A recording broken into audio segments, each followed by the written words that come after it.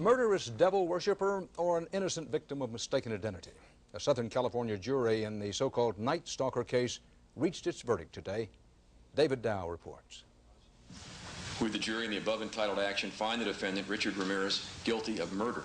It took the jury 22 days to find Richard Ramirez guilty of all 13 murders and 30 related felonies he was charged with. Ramirez declined to be present for the verdict.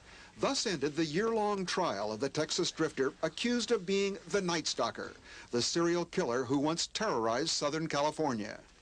All but one of the brutal murders took place in the summer of '85. The killer was dubbed the Night Stalker because he broke into his victims' homes and attacked them while they slept, shooting, stabbing, beating them to death.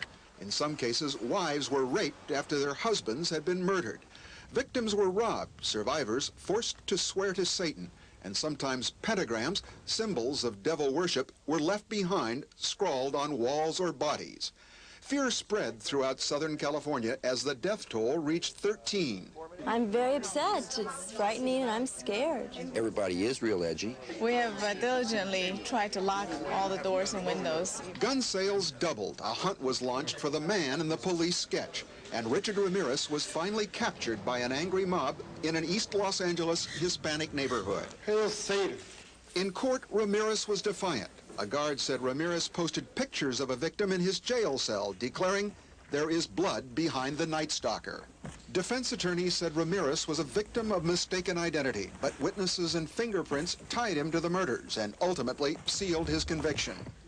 The jury's deliberations were prolonged when alternates replaced two jurors. One had been sleeping on the job, the other was found murdered.